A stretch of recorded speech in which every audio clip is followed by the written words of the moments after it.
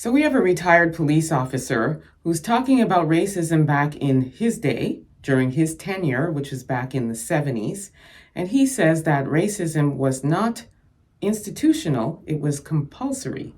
Take a look. Racism in those days wasn't institutional, it was compulsory. And to my eternal shame, and I've apologised for it many, many times, and I'll do so again, I got wrapped up in it. I got swept up in it. I think it's a big man that can admit that. The police and a lot of society was so determined that there wasn't going to be any merging of these communities, of these cultures and the like. Some people in policing had an expression that said, black and white stop on sight. So in other words, if you saw a black person and a white person walking down the street together, well, what are they doing? They shouldn't be mixing. So you'd stop them and you'd search them. And of course, a lot of abuses came out of that. So this police officer has long since retired, and he's now talking about what he took part in and what he got swept up and caught up in.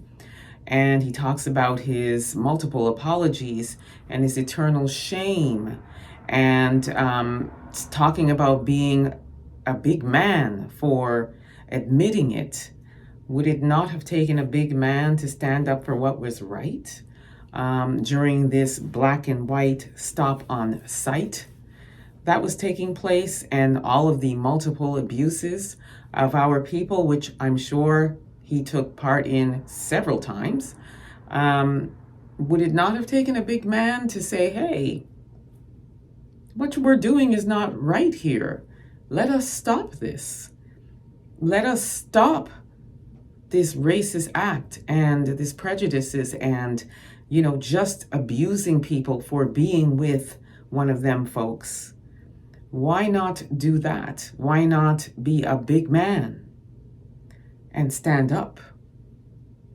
Somebody that doesn't look like us standing up for us would have gone a long way back then. So it doesn't take a big man to admit what you've done long after you've retired, and the amount of people that you've abused. Doesn't take a big man to do that now. Doesn't take a big man to apologize after the fact. What about all the lives that were impacted by these actions? Families that would have lost their loved ones as a result of this black and white stop on sight and abusing of our people. Let me know what you all think about this. Don't forget to like and subscribe. Also subscribe to my YouTube channel, EA Public Relations, and download the African Diaspora News app.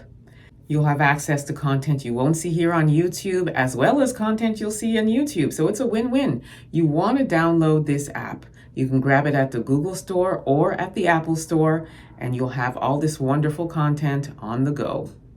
Grab that app. And until next time, please be safe, everyone. Peace be.